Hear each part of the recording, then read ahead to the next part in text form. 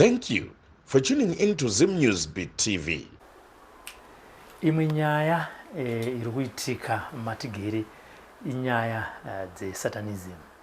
Kazhinji unogona kunzwa kuti pachikoro pakati vana vari kumanifesta vachitaura zvinoti vakawanda vanenge vachitsvaga rubatsiro, hongu vanozowana rubatsiro. Asi iye zvino ndingaitaure ndichiti mumazuva mashoma apfuura ndakatumirwa voice note nemumwe murandakadzi achiti inini ndakainitiatwa kusatanism nepartner yangu. Akataurawo zvakawanda zvaari kusangana nazvo mukati meupenyu hwake. Paaitobvunza aiti saka ndingabatsirike sei? Tikati aiwa, rega tikuzokutsvagira nyanzvi kana kuti vana mazvikokota vanonzwisa nyaya idzodzi. Kana uchiti munhu ndezvipi zvinoitika muupenyu hwako zvinoratidza kuti kana zvichitoitika izvezvi uri kutoinitiatwa muprocess iyoyo yesatanism. PaZim News Beat TV patiri kusangana nemi apo patinokupai zvirongwa zvakasiyana siyana zvine chekuita nedzidziso, tsika nemagariro muupenyu hwedu, kuti vanhu tigogara tichiziva, uye zvakare kana tichiita machoices tigoita machoice ane ramangwana rakanaka. Nekudaro pazara nhasi tashedza Apostle Monalita tikati aiwa, regai mugare nesu pasi mupindure mudzimai akanitumira voice note iyoyo.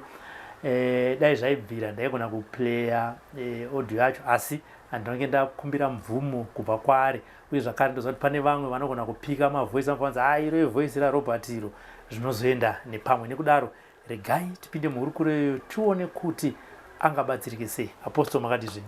Ndiri pangu mukoma Robert, makadi? Tiripo. Riri sei basa rehama neshamwari dziri kuuya dzichibatsirwa? Aiwa, basa raMwari nematateguru riri kufamba zvakanaka. Kufamba zvakanaka? Yes. Handitika. Aiwa, ndabvunza kuti muchati mapedza kutaura zvinobata aiwa makorokoto emukoma Robert, zvino ndingoona muri kungoda ivhirasi ineya vanhu sunungukai.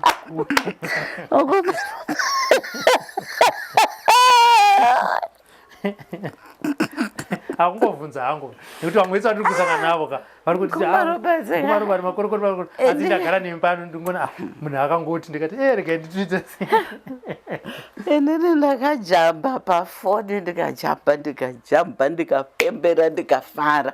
Pamwe ndo zvakanganisa chete izvozvo kuti asi aiwa ndoti makorokoto zvinotendwa izvi. Mwari nevadzima vari kutungamirira zvinotendwa. Zim News Beat TV zvinoitika tikashidzwa kubasa zvave kutiitira nyore, uye zvakare tinende takawanda. Aiwa, munoenda makawanda, equipment yakutakurwa zvakanaka. Aiwa, zvinotendwa. Sekutaura kwandaita Apostle, sekutaura kwandaita zvakasingaite kuti nditese nditoplaya voice note pacho panapa nekuti munhu ndakasina kubvira ndataura naye. Asi iye zvake akatanga nekunitaura nyaya pandaona kuti zviri kuramba zvichitowanda zvevanhu vari kusangana nematambudziko aya.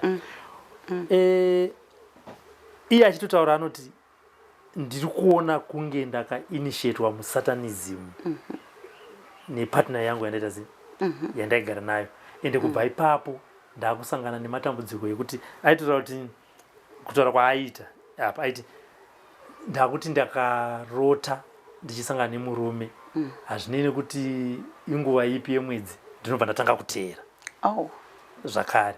Handiti nezvimwe zvaita kuti ndakurota ndichiita zvakati. Abva apawo maexamples aimbetwa nepartner yake kuti yaita zvinhu zvakadai zvokuti ndaizoti munhu uyu chii, asi takazoita se takazosiyana. Zvinofamba sei papapo paprocess? Tingatenga nekuti ungati uri mulove here inokudzirimaidza, unenge wakanyungura zvokuti haukwanisi kuona tumwe tunhu tunenge tichiitwa nepartner yako ubva uziva kuti apa ndiri kuinitiatwa.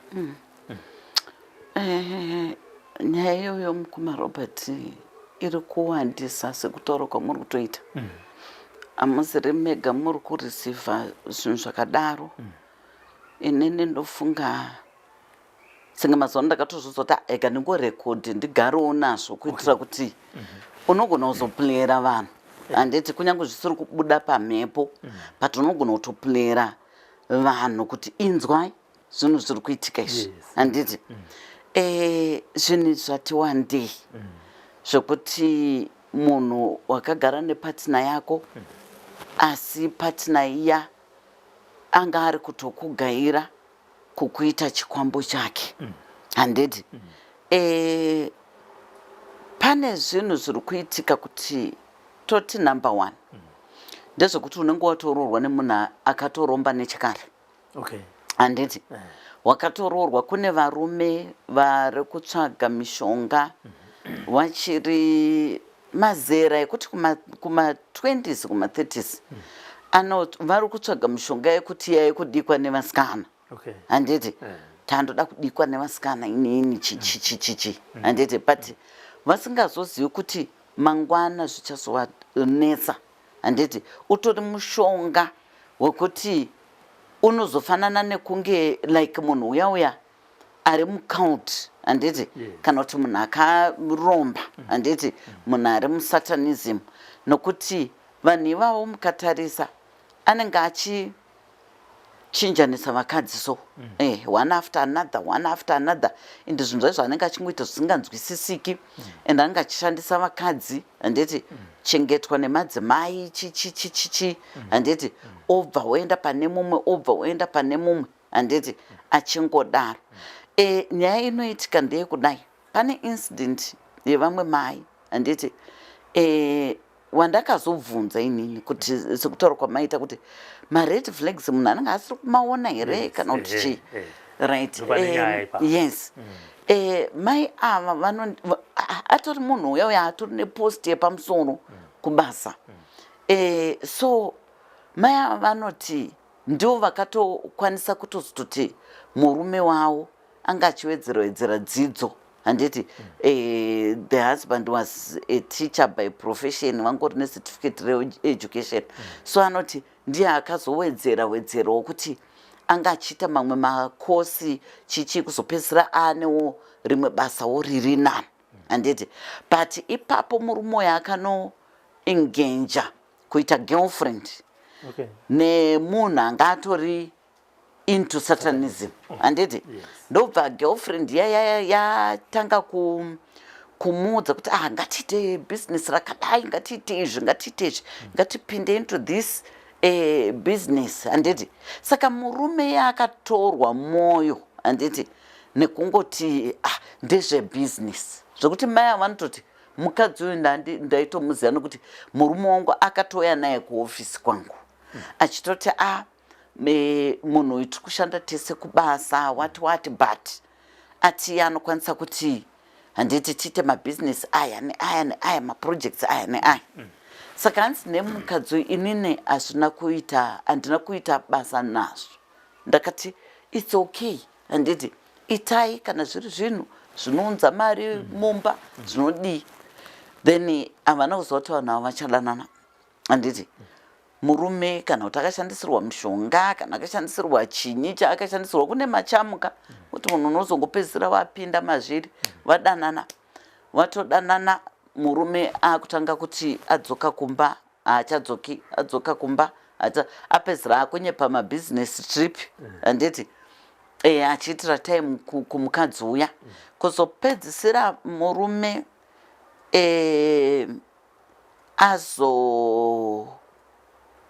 tobva pamba zvezvokuti atobva pamba achiti ari kutoenda kubasa haana kuzodzoka mbatya dzake zvese akangosiya pai akasiya mbana chaakatakura kuzopedzisira mwana vaumwe mukomana ndiye akazoudzwa neshamwari yake hanzi ndobva ati iwo uri kuti dhedhi wako wari kwamutare kubasa ndoona mutau saka uye akati unonyepa ndawaona mutauni handiti imimi ko mama wako wakamboenda here kubasa kwavo kuti wanobvunze kuti vari kupi zvikanzi mama wangu asina saka mwana paakanotaura kuna mama wake ndobva mukadzi uya azoenda kubasa kuti ndakanyarara pesa apa ini because murume wangu anokommunicata every day achitonditi kwamutare zvakadai saka handina kumboita basa rekuti ndinouya uzobvunza kunoko pataronzi akaonekwa mutau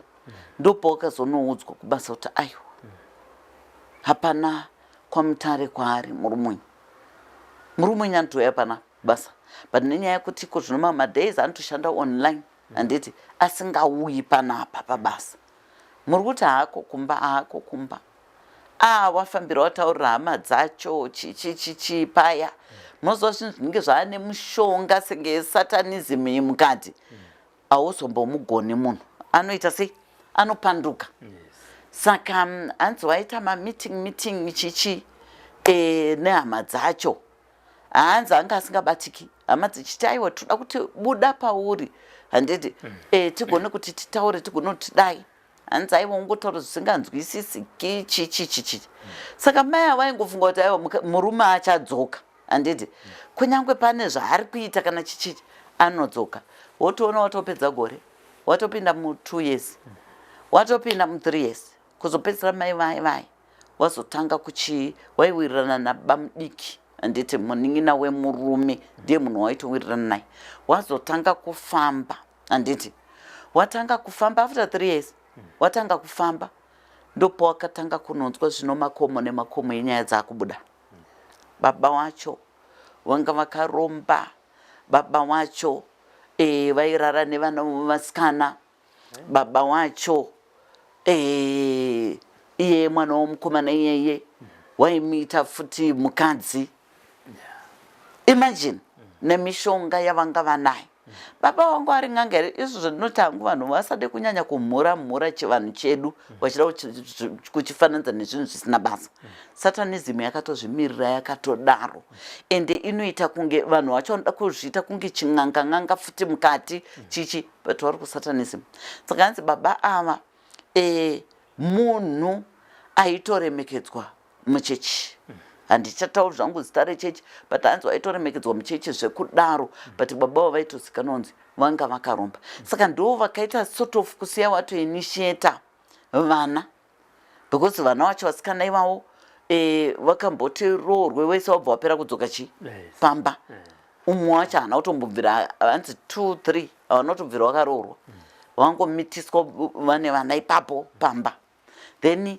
mukomana ndiye iyeyuyu mukuru uyu wainzi waimudastiriki handiti saka zvakazonobuda kuti vane zvawakaita iwo baba ava pawakashayika zvawakaita pane mwana wachi mukomana zvakadhonza handiti spirit yekuti iye anosangana nemukadzi angari into satanism saka ndokuzobata kuti murume uyu kusiya kwaakaita mbatya mumba nokuti mai vari kuti inini chaindibwe ndakawabvunza zvemared flags izvo kuti imimi chakaita kuti muzogare 3 years 4 years muchingoti murume ari kudzoka handiti imi matobata zvenyu kuti hapana kwamutare kwaari hapana ane mukadzi waari kutodi warugara nayo mamamboona imimi handiti zvichinzi ndewe business partner zvikanzi nichakandibata 1 ndaiti vana handiti vana vangu ndotizve futi ndaiti nini murume uyu hakuna kana chinhu chaakatakura hembe dzaanga anadzo pamiri ndo dzaakangobuda anadzo zvese akasiya pamba saka ndaingoti ari kudzoka saka ndakatozototi mukufamba ikoko nabamudiki munin'ina wake hanzi hanzi akafamba kuvanhu vakati siyane wachitaura something kuti murume wenyu akatoinitiatwa hapachina kana akutodzoka muzoti imimi kuparara kwenyu munofa nekuti ari kutokushandisai nevanhu zvikanzika zvinezvi vana vakagirajuata vakadii but vana vari kungoita kunge mazungairwa marombe wakada kutraya izvi hazvibudi wakada kutraya izvi saka zviri kunzi ane mushonga waakasiya atocherera pambapa handiti ane zvakaita saka waitotiwo pamba pavo because waiti takavaka imba hombe ine waiti 7 mabedrooms handiti wakati takatopabva pamba ipapo hapasi kugarika apostol takatienda kune imwe tisati tapedza kunyatsovaka zvakanaka kwakutoenda ikoko nevana nekuti tatiri kungorara tichishandiswa nezvinhu zvatisingaoni nevanhu vatisingaoni usiku. Wakati pakatomboya vanhu vemachechi vachinamata pamba ipapo wachidii hapasi kuita. Ndikatrai kuda kuisa loja ipapo, hanzi loja iroro rakatadza kupagara pamba ipapo. Baba ava variwo vakatumwa nemukadzi uyu kukingdom kwavo, kun'anga dzemukadzi uyu, kunzi mimi endai munodai pamba, endai munodai pamba. Handiti wakati saka izvozvo upenyu hwangu nevana handiti huri in danger.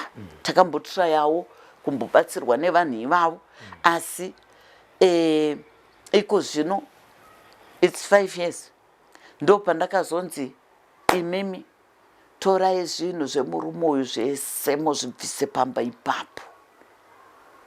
Zvibvisei pamba papi ipapo, nekuti murume uyu akaita sekunge akurasirirai. Handiti imimi kuti zvinhu zvese zvaimunetsa kwemakore, handiti ngazvisare pamuri imimi. Iye akaitwa sekunge ari kunzi tanga upenyu hutsva, usachacheuka. Handiti saka zvese akasiya pamba papi pamba ipapo. Saka hanzi ndobva ndazoitwa munamato kuti zvinhu zvese zvatinozvirase kusango, zvakanzi dai munozvirasa kusango zvingodyiwo nemujurukopi kusango kuti muwe free. Handiti nevana. Saka pavakazotouyawo kwandiri wanga wabva kurasa chinyi zvinhu izvozvo, ndokuzovaitirwo matare. Ono umwe mukomana wavo umwe akaenda kuNetherlands, handiti umwe wacho ari kuBotswana. Handiti ndokutotangawo kutovhurika kwezvinhu zvavo. Ivo wose munhu anga ane posti yakewo yepamusoro siwaisa unoti mari iri kuendepi, mari iri kudii. Vari kutogadzirirawo izvozvi. Wakazoti ndoda kubuda mukati menyika ino munhu waMwari, nekuti ndakarwadziswa nababa avo. Saka ndoda kubuda ndoenda hangu kunze. Munhu atogadzirwa mapepa ake ekuenda kupi kunze.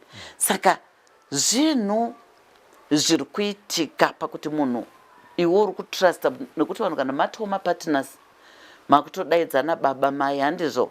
Kureva kuti mudzimai uri kutora murume wako semurume wako sababa zvese, nekuti ndo security yako. Handiti semaapplies nemurume. Handiti uri kutorawo mudzimai wako semudzimai wako samai. Handiti nokuti achaplay achimadha role chese pauri. Handiti saka nyaya iripo ndeyekudai. Nyika yedu yaipa mukoma Robert yekuti iwe warurwa nemurume wako ari right pamwe hana anga asina mishonga yacho. Handiti asi munhu uyu ozochinja. Handiti maamese 5 years 10 years 15 years down the line, munhu ozochinja oenda kunotsvaga mishonga, kana kuti iye unojoina kauti dzake dzaajoina, obva audzwa kunzi iwewe mukadzi wako unoziva here kuti ane ropa remari, zvaine ropa remari, iwewe chena unotore ropa racho tokugadzira toisa pauri. Kuti zviri kuitika pamukadzi wako izvi zviitikowo kwauri. Nekuti mudzimba umu tiri kuona sekuti senge these days vakadzi vari kunyanya kudominata like panyaya dzekushanda. Saka vakadzi vadaro, murume kana ane spirit yejealous akasawe supportive pazvinhu zviri kuitwa nemudzimai wako, kuti aiwa ini ndototenda kaMwari nevadzimu wangu wakatondipa mudzimai anoshanda asiri lazy. Handiti ane chipo chakanaka chisiri cheurombe osapota. Handiti tiri kuona kune vamwe varume wokuti akatonototi atiri nemukadzi akadaro akutomufambira kun'anga kuti inini mudzimai wangu anoita mari chaizvo, kana kanhu kaangoda kuita kanobva katobudirira, zvaangoda kudai zvinobva zvaita, but inini zvangu hazviite. Handiti murozvaona, ndaidawo kuti dai ndaita sezvaari kuita iyi. Ndo pamunozoona kuti ukaenda pamunhu asina kunaka, handiti anonokuti aiwa hazvinetsi, handiti tinozvigadzira izvo, iwewe ita zvakati. Kana vamwe varume vanotoenda vachinonyepa pan'anga, tainini ndiri kufungira kuti mukadzi wangu anenge akatora laki rangu, iye ari kuti atotore zviri pamudzimai wake. Saka akaenda pamunhu asingaoni anobva angoti okay, iwewe enda unotore tushinda handiti twepazvipfeko zvake, tora ivhu kana kuti nevhu retsoka dzake, haugoni here kutaimira ropa rake utore handiti. Kune vakadzi vari kudhiragwa mukoma Robert wakarara, nyora dzimwe vakadzi dzavari kufungira ndakatemwa ndakazoiswa nyora nenhingirikini nevaroyi usiku. Kana patina yako murume wako akakuisira masleeping tablets mudhiringi raakakupa remanheru handiti, ati dhiringi richichichichi handiti, ukabva warara nyazvo usati wakamboita, ukatorwa ukarohwa nyora ende dzepauma ndo dzaunenge uchitoda because kutora star yako handiti. muri kuzvona womuka wakaiswa nyora handiti, munhu atora ropa riya ari kutomhanya naro handiti, kuuya kwaakanzi uye naro oenda otonosanganiswa nemushonga akutoiswa nyora idzodzo panhingirikini panyama yake handiti, akutooperator like you, akutokopa zvese zvaunoita iwewe handiti, nekuda kwokuti akatotora zviri pauri akaisa pari. Saka tiri kuona kuti kune mhuri dzakawanda dziri kudaro. Kune zvefuti vamwe mai wakati futi zvapo sondatambudzika, murume wangu akamboenda kuSouth Africa vanoromba mushonga wevakadzi ikoko, saka aitochengetwa nevakadzi akapedzisira futi zvaakurara nevarume handiti. Zvanzi aito paakadzoka handiti kuno kuZimbabwe aitoteerwa nevarume maSouth African, wotobhuka hotel wotoenda. Ndobva ndamutaura kuti ndo zvamaakuita here baba vevana izvi, hanzi ndokubva vatoti unozvidii ende uye unondidii, ndo zvacho zvanditori, ndo zvandakutoita handiti izvozvo. Saka inini ipapo ndakabva ndatoregera. Mai avaitoti vaane 15 years havasi kusangana pabonde nemurume wavo. Ndikati ko mubvunzo uya futi wamambobvunza, makagarire nemurume 15 years dzamakadiscover zvinhu izvi, zvikanzi ndaingoitira vana kuti handisi kuda kuchinja murume, handisi kuda kudii, asi vari kuchema mai vavo kuti izvozvizvi baba vari kushandisa futi vana, vanoita mubobobo nevana vasikana. Vana vasikana havasi kuroorwa handiti, mukuru wari kutoti atone 41 years izvozvi handiti, first born yavo haana kuroorwa haana kudii, but mwana ane degree rake chinyi mamasters, second born ndizvozvo haana futi kuita se kuroorwa handiti. Mukomana vane mukomana umwe chete vari kuti mukomana haasati aroorawo zvinhu zvaizvo zviri kusiririsa, ari kungoshanda tumabasa twakasiyana siyana kuti apa nhasi mangwana apo mangwana apo, but vana vangu vese vakadii vakadzidza. Baba ava vanonzi vakazochikechanawo nevaya vanotora urume hwevarume vachiendesawo mumaakaunti avo. Saka hanzi ndopa wakabva wangofawo kutoti havachakwanisi kusangana nemunhu futizve pabonde, nekuti hanzi wakazozviziva munhu yachitokonfesa kuredhiyo. Ndopa wakati ndiye munhu uyu handiti akandidai. Saka hanzi nekuti hanzi akatotaura kuti isusu kana watoita laki, nekuti isu kana tatokudaro unenge wakutofamba uchitodya mumabhini chaimo. Zvikanzi asi kana waita laki haubvi mumunda. Zvika ndo zviri kuita murume wangu nhasi uno, haabvi mumunda because vanogara mumaplots mayavo kutauni kwavanogara, vanogara mumaplots. Saka yadhi yavo yakakura kunorimwa rimwe, saka hanzi haabvi mugadheni murume iyeye. Tinorimirwa zvese makerotsi chinyi, hanzi haabvi mugadheni handiti. muri kuzvona. Saka inyaya yekuti zvansaka kubva ipapo hanzi anongotamba nechimwe chimuka chandinoona achitamba nacho pamba handiti. Saka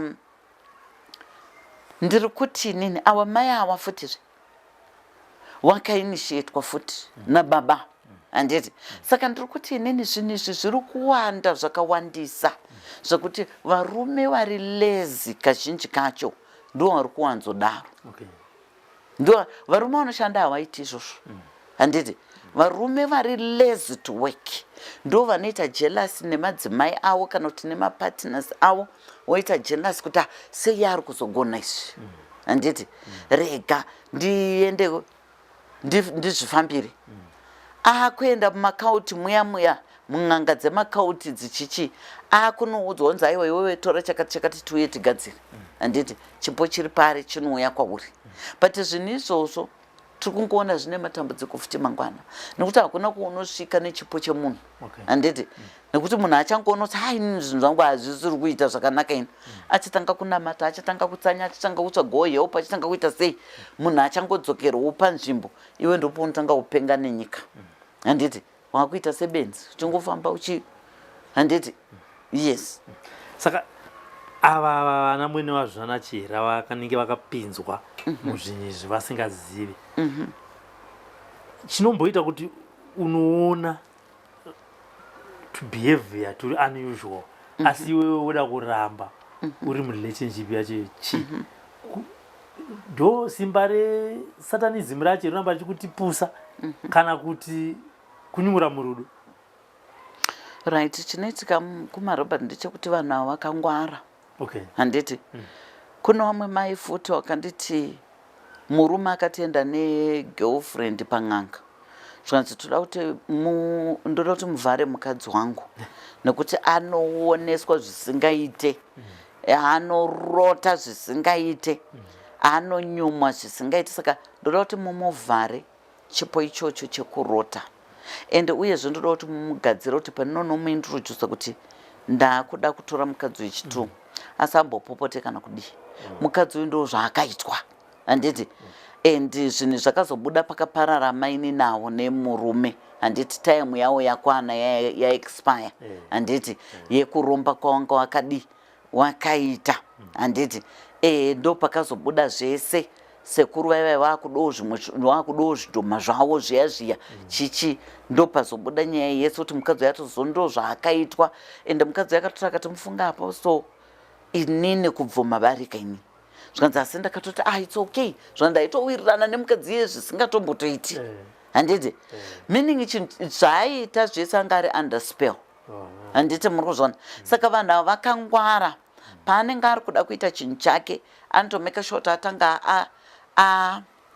akuvharai meso akutsikai kuti musambozive zvese zvaanenge achida kuita mamovements ake nechi hamuzvizive mared flags ayaya unogona kuaona asi utozviona kunge sezvisina basa handiti kozoita wamwe wekuti anoti mared flags zvesho aposo ndakamaona asi ndaingozvibvunza kuti akomana nai mwari ndakati handidi kuchinjanisa marume handiti muri kuzviona manje ndoda kuita murume wangu 1 tozoparadzaniswa nerufu ndo zvimwe zvinoshingirira vamwe vakadzi but atoona kutoti apa hapana kumira zvakanaka apa hapana kumira zvakanaka yes so vanhu vangabatsirike sei inini ndongoda kuti nini kukurudzira kuvanhukadzi ndichiti nyika yaipa nyika zvayaipa iwewe ukangoona wasuspecta kuti umwe wako anenge asingachafambi zvakanaka handiti umwe wako pane zvaakuita zvinofanana nekuti pane varume vakawanda muno muzimbabwe mukoma robert vari kurara nevamwe varume vari kurara bheta hawavo vari kutobuda pachena kuti isusu aiwa ndo zvatitori tiri ngochani isusu kune varume vakawanda vane vakadzi but vachitorara nevamwe varume handiti saka zvinhu izvozvo ndingoda kukurudzira kuvanhukadzi kuti usati wangu hadaro handiti ongorora mamwe mared flags ukaona murume akutanga kunyanya kuda anal sex zvitsvage kuti zvabvepi kuti mwari havana kumbobvira wakati kunhu kuya kunoita zvinhu zvepabonde handiti saka ukaona murume auda kumanikidzira izvozvo ibva waziva kuti murume uyu hazvina kumira zvakanaka handiti zvitsvage kuvanhu even vanobatsira ukaona murume wako akuita mamwe mabehavior osiri kunzwisa especially ekutanga kana kuti kukuheta handiti kana kusakuitira zvimwe zvinhu mumba ibva waziva kuti wainitiatwa ndiwe waakutoshandiswa ndiwe watoo chikwambo chake nokuti munhu waanoda munhu anotoitawo something but munhu ari kuzoti ari kushandisa handiti hamitiri chinoti ndo mhiko dzemishonga yacho munhu unoshandisa iwewe ausano kumubatsira ndosa muchonoti kana even vanhu chaivo weukama vaya vanoromba vaya haakuitiri chinhu haabatsiri hama dzake nekuti ndo dzaanenge ari kushandisa anotobatsira vanhu vekunzoko hama dzake achitoita sei achisiya dzichitambudzika nondo dzaanenge ari kushandisa saka ndinongoda kuti pavanhukadzi ngwarai svinurai ongororai kuti mapatina enyaya ari kuita sei ukangoona pane kuchinja kwebehavior yake kweunhu hwake run utsvage rubatsiro handiti nguva ichipo usati waparadzwa because kune vakadzi vatori pasi pevapa vakainitiatwa nevarume wavo vakatanga ungorwara dzisinganzwisisiki ngorwara waenda kwadhokta hapana chiri kuonekwa iwe waneta unogara nemaguchuguchu emapiritsi kudai echirwere chausina uri kushandiswa nemumwe wako handiti ndiye akutokushandisa kurwara kwawakuita uchi mangwana wadai mangwana wadai zvawanga usingaite mhanya utsvage spiritual help handiti ubatsirwe uoneswe kuti iwe chenjera pakati murume wako patina yako haisina kumira zvakanaka akutoda rufu rwako kune vakadzi vari pasa nekuda kwemapatina avo chaiko utochekereswa saka ndehapi zvakare mamwe matambudziko ari kusangana nevanhukadzi vari kuuya kwamuri apostle vachitsvaga spiritual help matambudziko ari kusangana nevanhukadzi akati wandei ekuti anogona kuti murume wangu inini anotoronga zvinhu nehanzvadzi dzake handiti kuita sekutenge hanzvadzi dzake ndo madzimai ake handiti inini ndinotozitaurwa chinhu chatorongwako kana kuti inini ndiri kutoshandiswa kuti inini ndinosolva maproblems ese emumhuri handiti ndikaenda ngopedza ndakutongoonekwa sechikorobho unotozotongonzwa kunzi kwaitwa izvi wotozobvunza kuti kwaendawo musina kunitaurira kauti unotozoudzwa musi wacho handiti uri kutoitwa chinhu kuti kuri kunzwa but iwe ndiwo unenge wabudisa mari dzako kumashure handiti kuti programu iyoyo iite sei ifambe kwozoita vakadzi vanenge vachiti vana mai vevarume wedu watishayisa rugare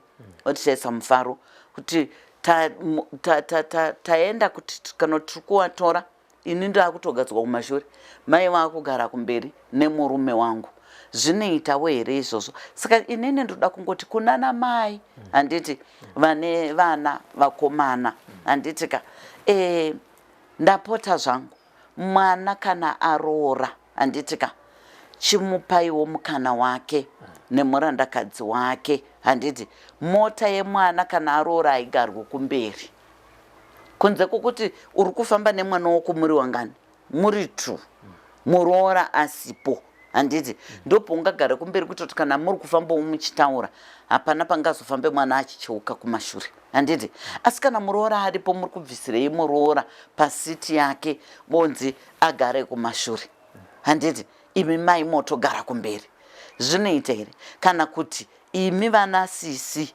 nanabhudhi handiti bhudhi wakaroora munoda kugara kumberi kufana ndisiti makoti akugadzwa kumashure tiri kuti kwete imi ndo zvamunoita here handiti kwamakaroorwa kuti unobvuma kuti tete wakugarire kumberi kana kuti vamwene ndo vakugara kumberi handiti nemurume wako ngatidzidzei kurumuka handiti kuziva kuti kana mwana aroora handitika ngatirumukei tizvidzose kumashure handiti tiregere ndosaka kurambana kuri kunyanya vanhu vari kunyanya kurambaniswa nehama handitika dzinoda kuramba dzichipindira dzichitonga dzichipindira dzichitonga yes handitika aya ndakutendai apostle mazvinzwira kumadzimai kana kuti tingati kumapartners akainitiatwa musatanism hanzi tiza neupenyu hwako tsvaga spiritual help hazvinei kuti wananga kunani ukatanga kuona mared flags usangoti aiwa zvichida munhu achachinja nguva inenge ichitofamba uchitopinzwa mazviri upenyu hwako mune ramangwana unezenge wakuchema. Kana muchida kuona mamwe ma-teachings aApostle Monalita ari pano, endai pa-playlist mungotaipa kuti Apostle Monalita, munosangana nezvidzidzo zvavo zvakawanda zviri papo. Kana muchinge maonawo zvakare, share with others so that they can watch and learn. And for today, on behalf of our technical crew, Dinoti Chisarai, and keep watching the programs of Apostle Monalita. For now, it's bye-bye. For these and more stories, tune in to Zim News Bit TV.